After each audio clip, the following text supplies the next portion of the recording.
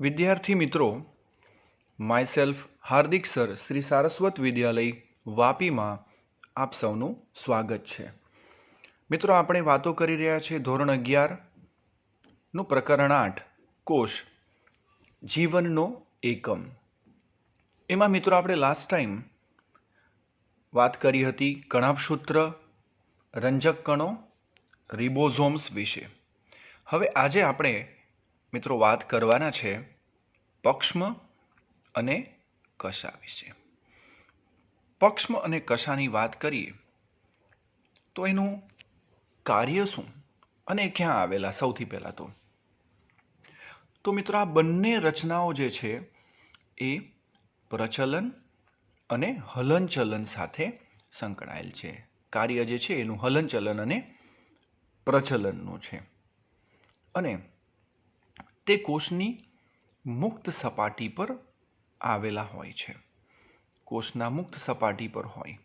તમે જાણો છો આપણે પેરામિશિયમ છે, યુગ્લિના છે, એની અંદર આપણે ઉદાહરણ જોયા છે કે પેરામિશિયમમાં નાના નાના પક્ષ્મો હોય છે, યુગ્લિના કશા ધરાવે છે.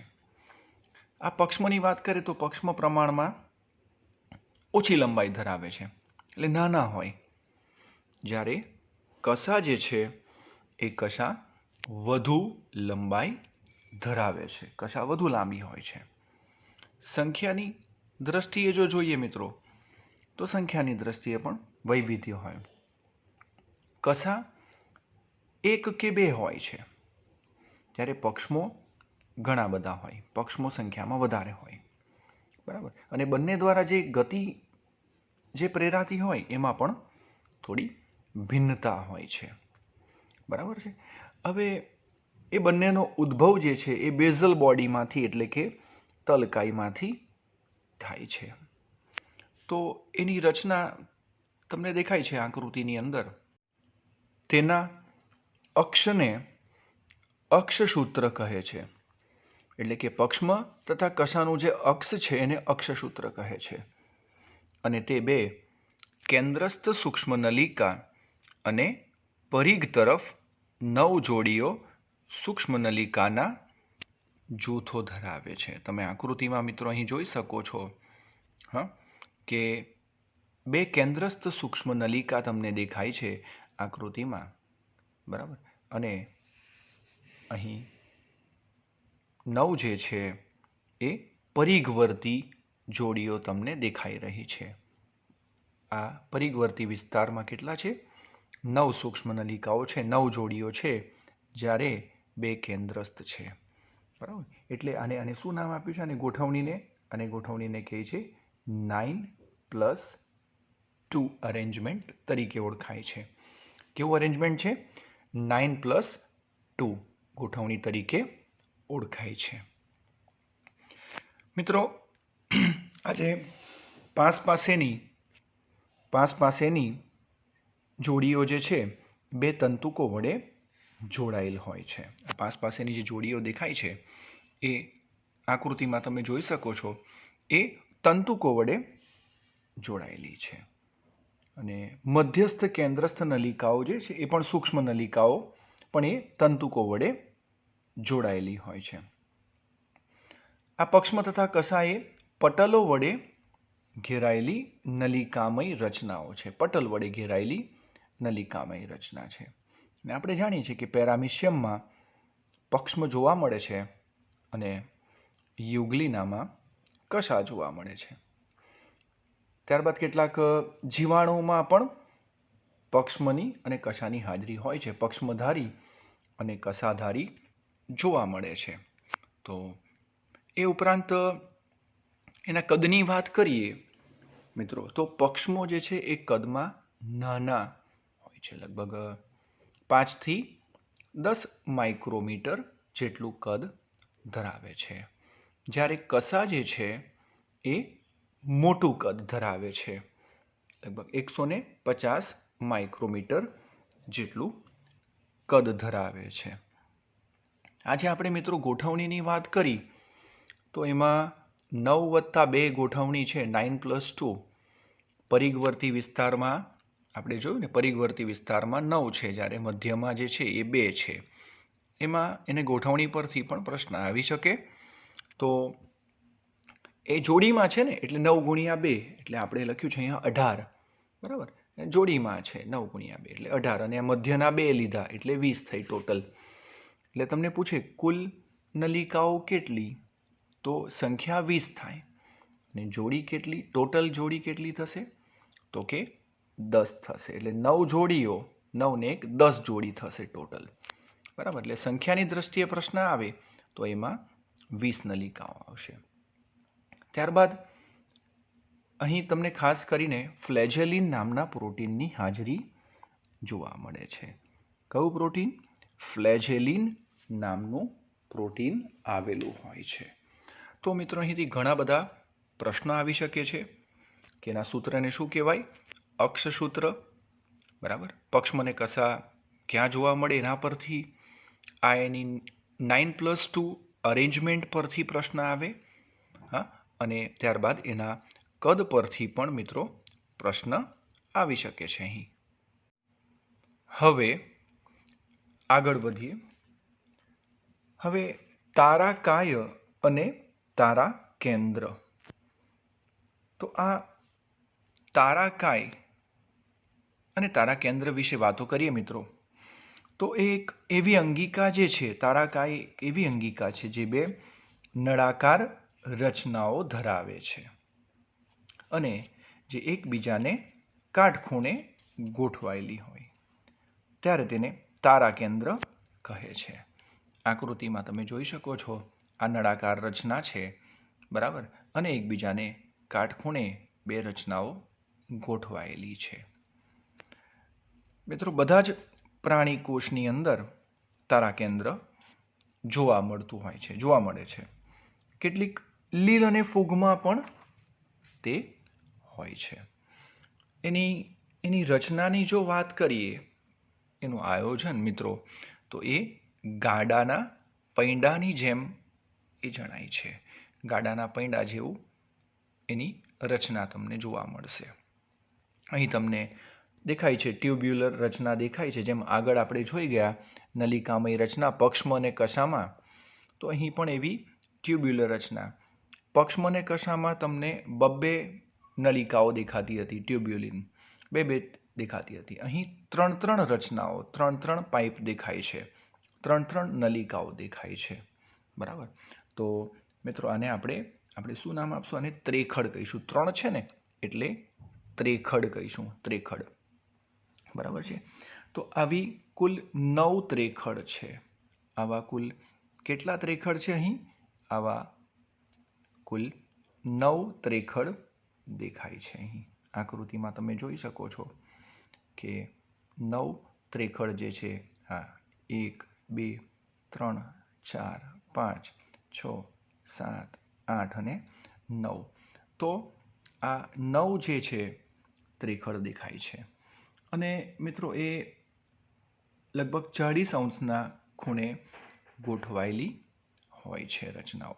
કેટલા અંશના ખૂણે છે? 40° ખૂણે ગોઠવાયેલી છે. આ જે પાસેની ત્રેખડ છે મિત્રો, પાસેની જે ત્રેખડ છે એ પ્રોટીનના તંતુઓ વડે જોડાયેલી હોય છે. શાના વડે જોડાયેલી હોય છે? પ્રોટીનના તંતુઓ વડે. અને 3 એટલે નામ આપ્યું ત્રેખડ. સૂક્ષ્મ નલિકાઓ છે. ટ્યુબ્યુલિન પ્રોટીનની બનેલી રચનાઓ છે. ટ્યુબ્યુલિનની બનેલી 3 સૂક્ષ્મ નલિકાઓ છે, એટલે એને ત્રેખડ નામ આપ્યું. અને કુલ કેટલી છે? કુલ છે 9 છે ત્રેખડ મિત્રો. તો આનું જે અરેન્જમેન્ટ છે મિત્રો, એને 9+0 ગોઠવણી તરીકે ઓળખવામાં આવે. આને શું કહેવાય? 9+0. અને આ 40° ખૂણો યાદ રાખવાનો છે, પ્રશ્ન આવી શકે છે, બરાબર છે. હવે ત્યારબાદ આજે આપણે વાત કરીને કે પાસેની ત્રેખડ જે છે એ પાસેની ત્રેખડ પ્રોટીન તંતુઓ વડે જોડાયેલી હોય અને કેન્દ્ર ભાગે પ્રોટીનનો બનેલો મધ્યદંડ હોય છે. કેન્દ્રના ભાગે વાત કરીએ તો કેન્દ્ર ભાગે એટલે આ કેન્દ્ર વિસ્તારની વાત કરે છે. કેન્દ્રના ભાગે પ્રોટીનનો બનેલો મધ્યદંડ હોય છે. બરાબર. હવે આ જે ત્રેખડની સૂક્ષ્મ નલિકાઓ છે એ ત્રેખડની સૂક્ષ્મ નલિકાઓ તંતુ વડે મધ્યદંડ સાથે જોડાયેલી હોય છે. એટલે આ જે ત્રેખડની બધી રચના જે છે એટલે આપણે કહી શકીએ ગાડાના પૈંડા જેવી વાત કરીને રચના કે એ ગાડાના પૈંડા જેવી રચના અહીં બને છે. એ ટૂંકમાં આ જે આખી રચના છે એક વ્હીલ જેવું દેખાય છે અહીં. બરાબર. હવે મિત્રો આગળ વધીએ તો એનું કાર્ય શું પ્રશ્ન થાય? તો એનું જે કાર્ય છે એ દ્વિધ્રુવીય ત્રાકનું સર્જન કરવાનું. કોષ વિભાજનની પ્રક્રિયા જ્યારે થાય છે કોષની અંદર તો કોષ વિભાજન દરમિયાન દ્વિધ્રુવીય ત્રાકની રચનાનું સંચાલન કરે છે. બરાબર. દ્વિધ્રુવીય ત્રાક રચાય છે કોષ વિભાજન દરમિયાન અને તે ખાસ કરીને સાથે પક્ષ્મ અને કશાના નિર્માણમાં પણ મહત્વનો ભાગ ભજવે છે મિત્રો. બરાબર. તો ખાસ એનું કાર્ય પણ યાદ રાખજો, એના પરથી પણ પ્રશ્ન આવી શકે છે. હવે આ જે તારા કેન્દ્રની આસપાસ જે છે એ આવેલો જીવરસ એ તારા વર્તુળ તરીકે ઓળખાય છે. તારા કેન્દ્રની આસપાસ આવેલો જે જીવરસ છે એને તારા વર્તુળ તરીકે ઓળખાય છે. એટલે મિત્રો આપણે કહી શકીએ કે તારા કેન્દ્ર અને તારા વર્તુળ ભેગા મળીને તારાકાયની રચના કરે છે. તો તારાકાય એટલે શું? તારાકાય એટલે શું? તો તારા કેન્દ્ર અને તારા વર્તુળ ભેગા મળીને શું બનાવે છે? તારાકાય નામની રચના કરે છે. મિત્રો આની જે માહિતી છે પ્રાણીકોષમાં સૌપ્રથમ વાન બેન્ડે નામના વૈજ્ઞાનિકે એનું સૌપ્રથમ અવલોકન કર્યું હતું પ્રાણીકોષની અંદર. અને બોવેરી નામના વૈજ્ઞાનિકે આ નામ આપ્યું હતું, આ શબ્દ આપ્યો હતો તારાકાય. તારાકાય જે નામ છે એ સેન્ટ્રોસોમ તરીકે આપણે એને અંગ્રેજીમાં કહી શકીએ. તારાકાય જે છે એ બોવેરીએ શબ્દ આપ્યો હતો. તો પ્રશ્ન આના પરથી પણ ઘણા બધા પ્રશ્નો આવી શકે છે મિત્રો. ગોઠવણીમાં પક્ષ્મ અને કશાની ગોઠવણી આપણે જોઈ એના કરતાં થોડું વૈવિધ્ય તમને જોવા મળે છે. અહીંયા 9+0 અરેન્જમેન્ટ. તો અહીંયા પ્રશ્ન આવી શકે કે ભાઈ બે તારા કેન્દ્ર એકબીજાને કાટખૂણે ગોઠવાયેલા હોય. બરાબર. પછી આ ત્રેખડ શું છે? તો કે ત્રેખડ ટ્યુબ્યુલિનની બનેલી 3 સૂક્ષ્મ નલિકાઓ છે. બીજો પ્રશ્ન આવી શકે કે આ ત્રેખડ એકબીજાને 40° ખૂણે ગોઠવાયેલી હોય છે. બરાબર. તારા વર્તુળ શું છે? તો કે તારા કેન્દ્રની આસપાસ આવેલો જીવરસ છે એ તારા વર્તુળ છે. અને એના કાર્ય પરથી પણ પ્રશ્ન આવે. કાર્ય પરથી શું પ્રશ્ન? તો કે દ્વિધ્રુવીય ત્રાકના સર્જનમાં કોષ વિભાજન દરમિયાન અને પક્ષ્મ અને કશાની રચનામાં તલસ્થકાયની રચનામાં મહત્વનો ભાગ ભજવે છે. પક્ષ્મ અને કશાના નિર્માણમાં એ મહત્વનો ભાગ ભજવે છે મિત્રો. હવે કોષ કેન્દ્ર ન્યુક્લિયસ. મિત્રો કોષમાં થતી વિવિધ ક્રિયાઓનું નિયામકી કેન્દ્ર છે કોષ કેન્દ્ર.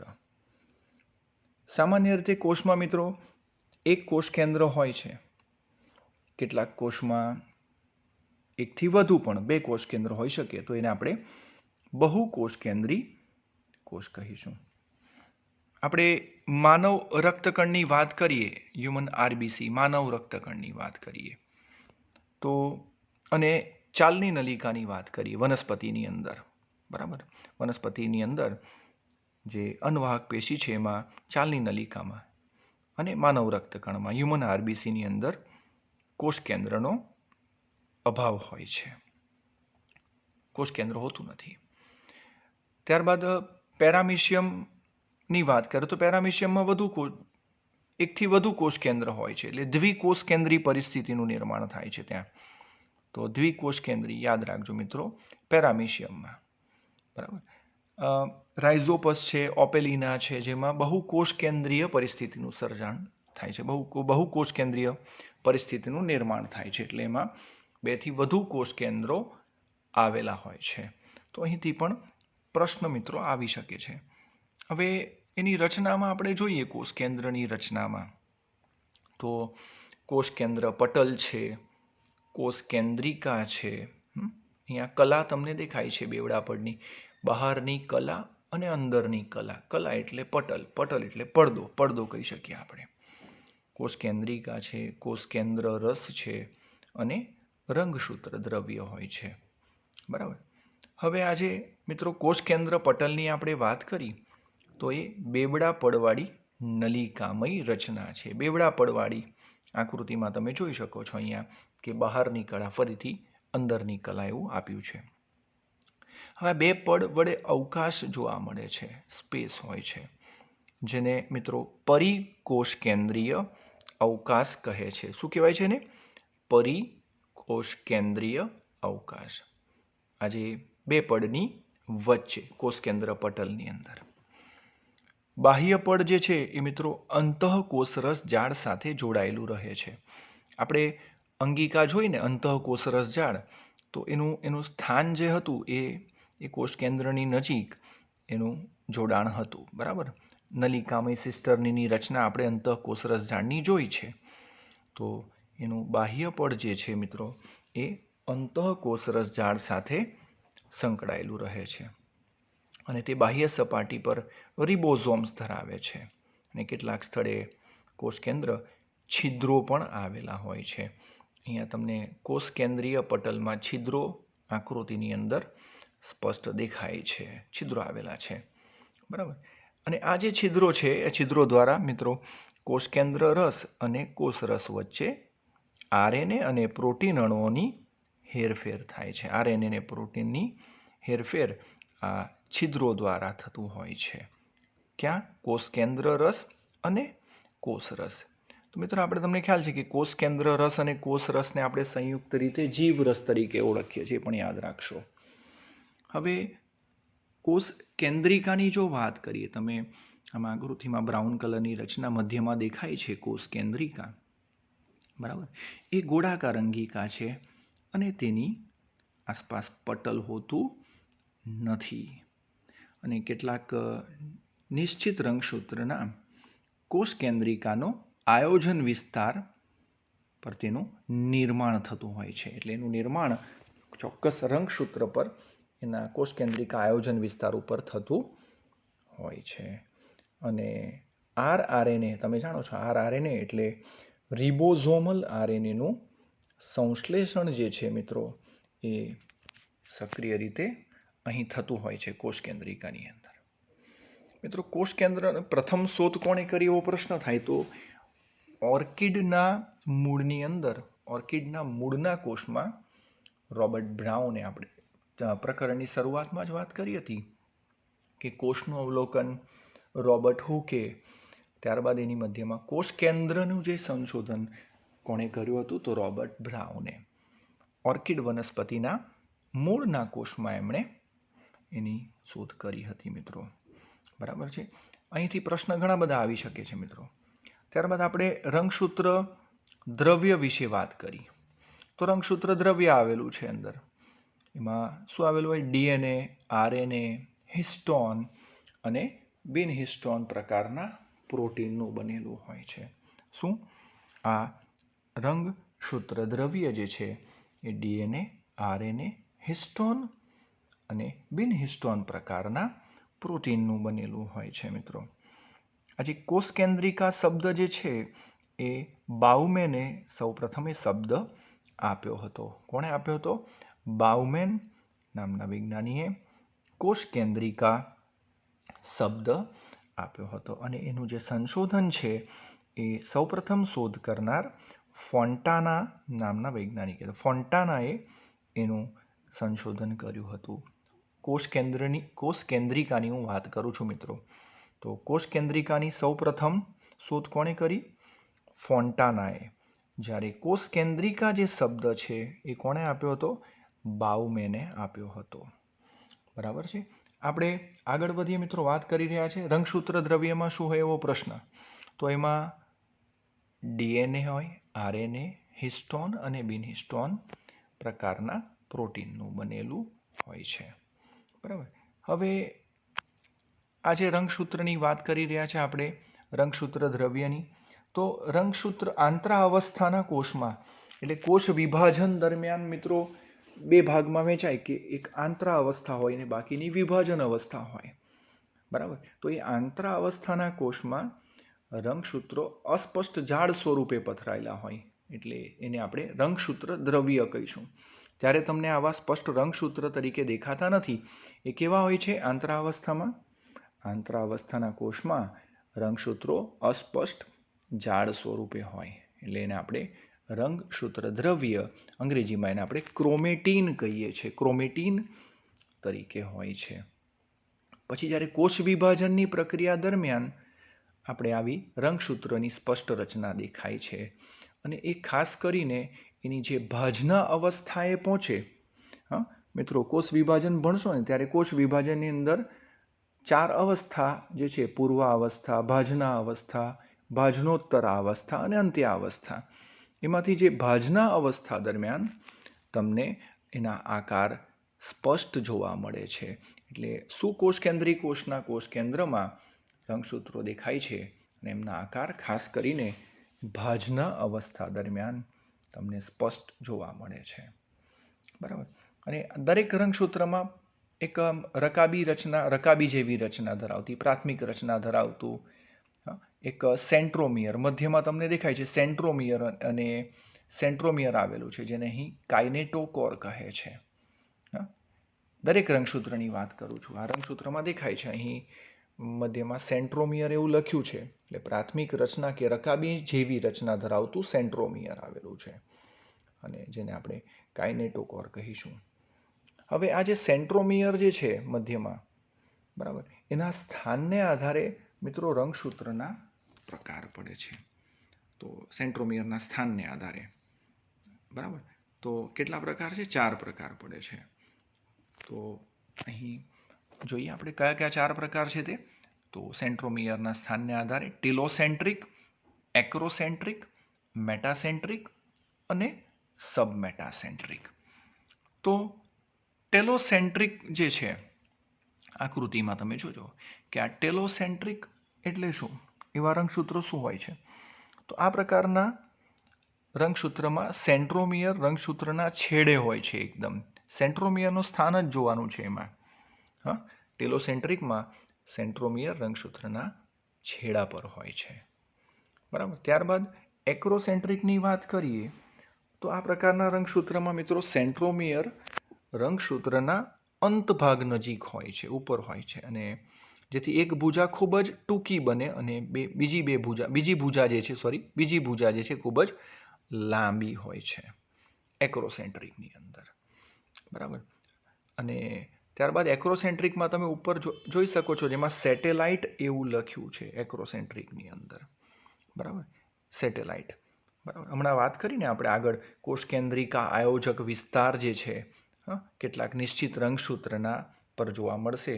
તો એ અહીં સેટેલાઇટ રચના જે છે એની સાથે સંકળાયેલી છે, જે કોષ કેન્દ્રિકા આયોજન વિસ્તાર સાથે સંકળાયેલ છે. આપણે કોષ કેન્દ્રિકામાં મિત્રો એની વાતો કરી. સબમેટાસેન્ટ્રિકની વાત કરીએ તો આ પ્રકારના રંગસૂત્રમાં સેન્ટ્રોમિયર રંગસૂત્રના મધ્ય ભાગેથી સહેજ દૂર હોય છે થોડું. બરાબર. તેથી એક બાજુની ભુજાઓ ટૂંકી હોય છે. મેટાસેન્ટ્રિકની વાત કરીએ તો આ પ્રકારના રંગસૂત્રમાં સેન્ટ્રોમિયર કેવું છે? મેટાસેન્ટ્રિકમાં મધ્યમાં હોવાથી એની જે રંગસૂત્રિકાઓની જે બંને ભુજાઓ છે ને મિત્રો, એ સરખી લંબાઈની દેખાય છે. તો મેટાસેન્ટ્રિકમાં તમને મધ્યમાં સેન્ટ્રોમિયર અને 2 સરખી રંગસૂત્રિકાઓ, બંને ભુજાઓ તમને દેખાય છે. તો અહીં ઘણા બધા પ્રશ્નો મિત્રો આવી શકે છે કે રંગસૂત્રોના પ્રકારો સેન્ટ્રોમિયરના સ્થાનને આધારે. તો એના આ 4 પ્રકારના નામ યાદ રાખજો: ટેલોસેન્ટ્રિક, એક્રોસેન્ટ્રિક, મેટાસેન્ટ્રિક અને સબમેટાસેન્ટ્રિક. બરાબર. અહીં આવતા વૈજ્ઞાનિકોના નામ પણ મિત્રો યાદ રાખજો ખાસ. આ રંગસૂત્ર, બરાબર, આ નામ જે છે ને વાલ્ડેયરે આપ્યું હતું. કોણે આપ્યું હતું? વાલ્ડેયર નામના વૈજ્ઞાનિકે રંગસૂત્ર નામ આપ્યું હતું. બરાબર છે. અહીં એ ઉપરાંત અન્ય પ્રશ્ન આવી શકે કે રંગસૂત્ર દ્રવ્ય તરીકે શું હોય, તો કે ડીએનએ, આરએનએ, હિસ્ટોન અને બિનહિસ્ટોન પ્રકારનું પ્રોટીન હોય. પેલી રકાબી જેવી રચના એને શું કહેવાય, કાઇનેટોકોર. બરાબર. તદુપરાંત અહીં કોષ કેન્દ્ર ના અભાવ પરથી પ્રશ્ન આવે તો માનવ રક્તકણ અને ચાલની નલિકામાં કોષ કેન્દ્રનો અભાવ હોય છે, જ્યારે પેરામિશિયમમાં દ્વિકોષ કેન્દ્રીય અવસ્થા હોય. ઓપેલિના અને રાઇઝોપસમાં બહુકોષ કેન્દ્રીય કોષ જોવા મળે. તો મિત્રો બરાબર છે. આ થઈ કોષ કેન્દ્ર વિશે વાત, જે કોષમાં થતી પ્રક્રિયાઓનું નિયામકી કેન્દ્ર છે.